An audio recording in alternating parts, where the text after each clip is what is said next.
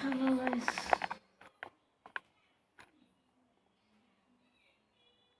মাত্রই আমি ব্লগ করেছি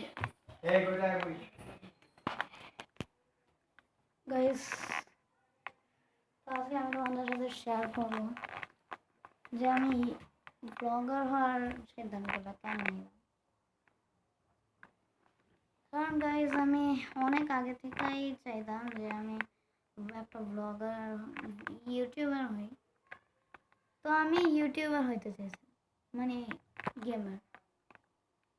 আমি একটা গেমিং চ্যানেল বানাইছিলাম রামিম নামে। ওই চ্যানেলটা এখনো আছে, রামিম দিয়ে সার্চ দিলে আমার চেহারা, আমার ছোটবেলার চেহারা একটা পাইবা, চ্যানেল পাইবা। ওইটাই আমার গেমিং চ্যানেল।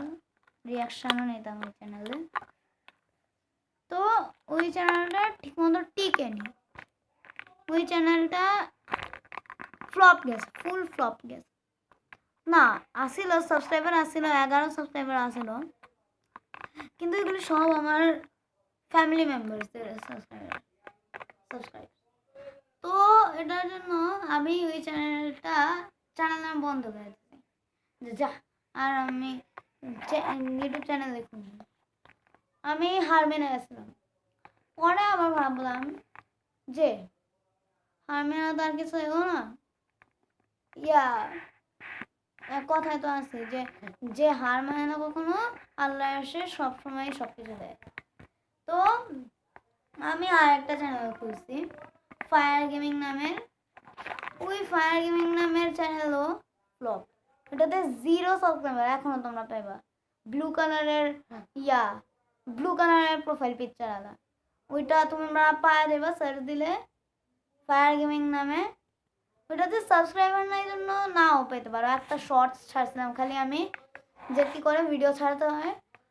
তো এমনি করে আমার ওই চ্যানেলটা ফ্লপ গেছে, এটা 0 সাবস্ক্রাইবার।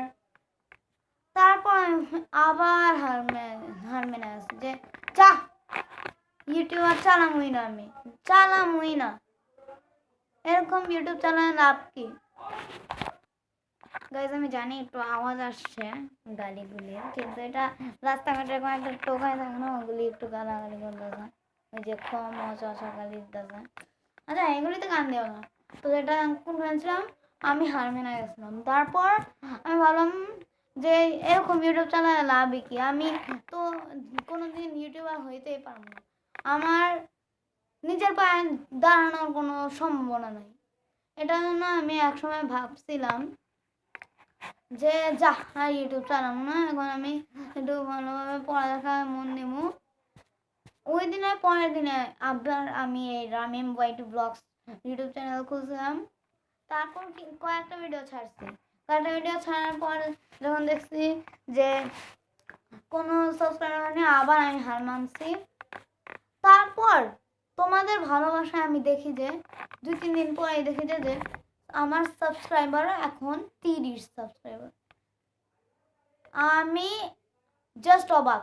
তারপর থেকে আমি আবার ভিডিও ছাড়া শুরু করছি। যে বলছিলাম না যে আল্লাহ আল্লাহ এত আল্লাহ যখন সব কাউকে দেয় তখন চপ্পল ফেরা দেয়। আর আমি তো এটাও বলছি যে হার মানলে কখনো কাজ হয় না, হার মানার থেকে আমাদের দূরে থাকতে হবে।